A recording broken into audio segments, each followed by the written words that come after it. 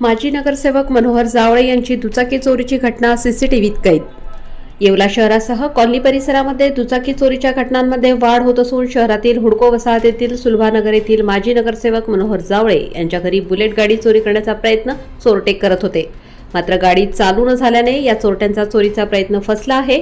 ही सर्व घटना सीसीटीव्ही कॅमेऱ्यात कैद होत असताना बघताच चोरट्यांनी सीसीटीव्ही कॅमेरा फिरवून दिला।